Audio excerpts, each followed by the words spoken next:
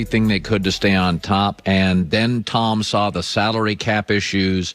I think part of him thought, okay, I'm going to make a move here before we go sideways. The best surfers know when to jump on and off the waves, and they call this seeing around corners. The best CEOs do it. The best parents do it. The best athletes do it. LeBron, by the way, you spot trends and you spot problems before they exist. It's what Steve Jobs did at Apple. He created a phone that you didn't even know you needed, and now you can't live without it. That's why he was a billionaire. He was a genius. He saw a need for something before society had it. LeBron saw an aging D. Wade. They've been to the finals 4 straight times. Boom, he goes to a younger Kyrie. And, you know, it's seeing around corners. And Brady was always going to win this divorce, and the reason is simple. It's always easier for a free agent star quarterback to find a safe landing spot than it is to find a Deshaun Watson or a Tom Brady in the draft. Belichick has drafted 10 quarterbacks after he drafted Brady. 1 is kind of good, Jimmy Garoppolo. 9 weren't. 1 is good, Jimmy Garoppolo, but can't stay healthy, and according to Chris Mortensen, the Niners are moving off him. That's the success. So it's always easier. Just think if Deshaun Watson, who reportedly wants to be traded, and they're not going to let him, but if he could, if he's free agent, not just because of his talent. Kirk Cousins had the choice of teams. Minnesota. He picked them because he's like, oh, yeah, they have all these good receivers and backs. Peyton Manning in Denver. Oh, they've got, remember they had Eric Decker, Demaryius Thomas. Oh, they got good receiver. Tom Brady and 43-year-old Brady. Deshaun Watson, the Colts, the Bears. There's always like Washington. There's always really good teams that are just missing the guy. That's easy. So Brady was always going to win this. It was the degree in which he'd win it. But, you know, I look at this, and the reality with Brady, his genius was in August of 2019. Because that's when, in August, he and his agent, Don Yee, changed his contract. So he was unfranchisable. You couldn't franchise him. So Brady saw this over a year before he left. He saw this. You're not going to be able to franchise me. And then again, it is a real talent. Most people, they get into a job, it's a nice job, and they don't see the problems coming. Joy and I are in media. It changes every year. When we got in this business, podcasting, there wasn't even a Facebook or a Twitter. There's new platforms developing. Now there's Parler, which is Twitter, but leans right.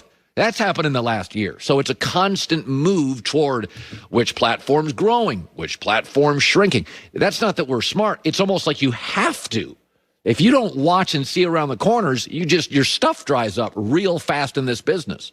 So when you look at Brady, as Drew Bledsoe says, Tom saw the issues. He saw the salary cap. He saw them losing coaches. He saw N'Keal Harry, by the way, in camp. He watched N'Keal Harry in camp and went, okay, this isn't great. He can't get away from people. So congrats to Tommy. We're friends too. Joy with the news. Interesting. So Tom Brady's not playing well against good teams, playoff teams, or at night this year. I don't have an answer. But the last 2 times a team has won a division with a losing record, they're the most disrespected team in the playoffs, and they're 2-0. I get a veteran head coach, I get a veteran quarterback, and I get the best defensive line arguably in the NFL playoffs. And here's the thing that as much as I like Brady, a lot of Brady's success had to do with dominating the AFC East, getting a bye, then playing at home. You win that game, you're in the AFC Championship. But Brady's last 6 road playoff games, he's 2-4. 7 touchdowns, 10 picks. Keep your eye on Washington. Ron Rivera, and he did it with Cam, and he did it this year with Washington. 2 things he does. He makes the defense, especially in the box, better, and he does it quickly. And the second thing is he loves physicality. What do 43-year-old quarterbacks not like? Getting hit. If Tom is forced off his spot, he's uncomfortable. I think Washington makes this game really, really ugly. So the Rams and the Washington football team, keep your eye on them because we're going to have upsets. 6 of the 8 road teams, 75% last 2 years, have won these games. So this is this is kind of interesting. So according to some executives, some in league circles would take Josh Allen over Patrick Mahomes long term. Come on! Quote, I've talked to very knowledgeable people in league circles who will quietly say if they have Allen, he's larger, more durable, just as good an arm. People think Patrick Mahomes is in a class by himself. There are many of us that think Josh Allen is in the same class. So I'm just going to throw this out to you. I don't take a lot from the NFL Combine, but it's something. That's why they all go. Josh Allen went to the Combine, Patrick Mahomes, and they do all those measurements. Hand size, they tell me, matters. Josh Allen's were bigger.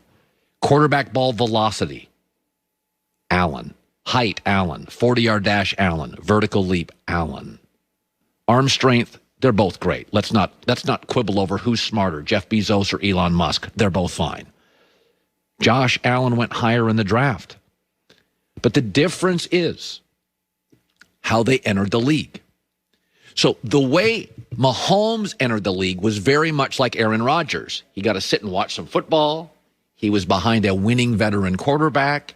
He went to a very stable organization, the Packers and the Kansas City Chiefs, and he got to learn. And then immediately he had weapons. He had players around him. That's Mahomes. Andy Reid, good weapons. Alex Smith sat behind them. Josh Allen entered the league much more like Troy Aikman. Oh, you've got to play year one. We don't have a ton to play with. We're not very good. We're trying with a new coach to sort of change the culture, which has been a losing culture for the last 7-8 years. That's Troy Aikman. And 2 to 3 years later, you looked at Aikman and went, oh, he may be better than like the Dan Marino everybody talked about as the next great talent. So how do you enter the league? Mahomes and Aaron Rodgers entered the league very favorably. Veteran coach, smart history, winning culture, sit behind a veteran, learn the league a little bit, then insert it into a team that's got nice weapons and cultural and divisional momentum. Aikman and Josh Allen entered the league. You're playing year one. There's no mentor. We need you to win. The team stinks. We have no head coach or cultural momentum. Go for it. But the minute Aikman got an Emmett and an Irvin, oh my. And the minute Josh Allen got Stephon Diggs, have you seen his numbers? They're like blowing through the rest of the league. So this idea that, and I said this a couple days ago, that Mahomes is in some sort of Michael Jordan, LeBron